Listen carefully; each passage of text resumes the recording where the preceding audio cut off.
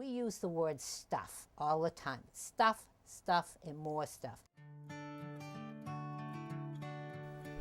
Sunrise Corner is located at the intersection of Route 25 and 35 in Standish, Maine. We have 3 buildings, the 1810 house, the fire barn, and a 2-room schoolhouse.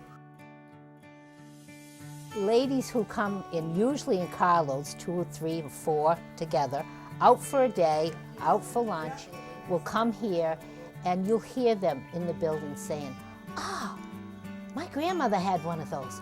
Who has it? Which one of you got it?" Or, "I can remember when my grandmother cooked with this piece."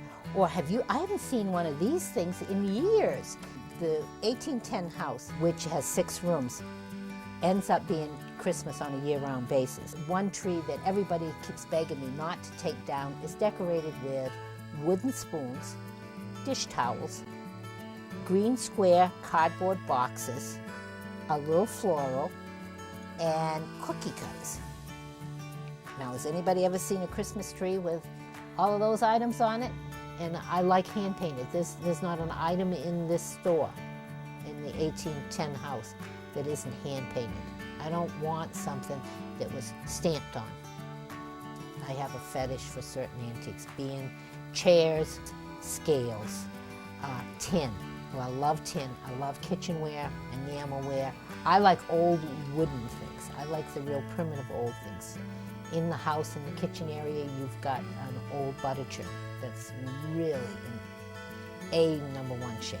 You've got a molasses pump, a wooden molasses pump that comes out of from molasses barrels when they used to bring them on the ships over. In the 1810 house, going up the stairway to the 2nd floor, are 3 folk art stretch, what I call stretch canvases, done by Hope Onion. Their colors are muted.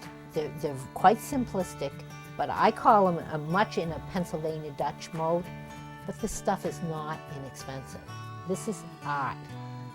It's folk art. It's not fine art. It's folk art.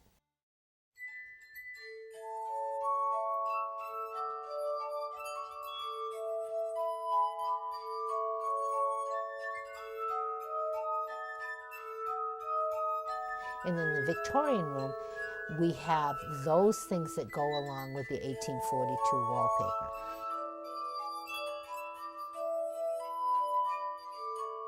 A lot of people call that the fairy room, because that's where all the fairies hang from the ceiling.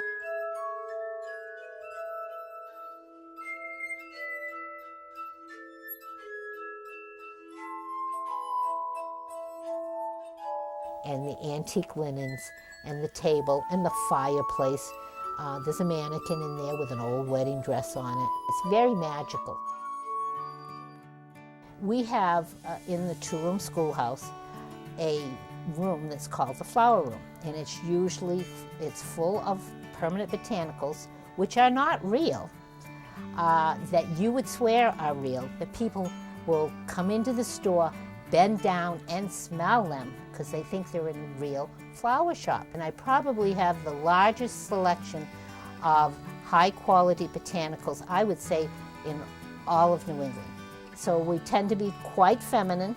Other than that's why we put the ice cream shop in. That's a place for the guys to watch the football game on the TV or to just sit and relax. The ice cream parlor has 2 glass doors that are 10 feet wide and 12 feet high. And when those doors go up and it's a beautiful day, and moms and grandchildren are roaming the yard, looking at the flowers, chasing the dog, Mom is inside shopping. Well, I think the one that really touched my heart was a gentleman who was local, who was quite elderly, came in one day. He said, "This place makes me feel like someone just gave me a quarter and let me loose in the candy store when I was 6 years old." Moms always call this the me store. They come to shop and it's like, okay, I'm supposed to be shopping for Aunt Nellie, but this is for me. This is for me. So it's a joke. We call it the me store. We go to the me store to buy Aunt Nellie a gift, but we go out with more for me than we do in gifts.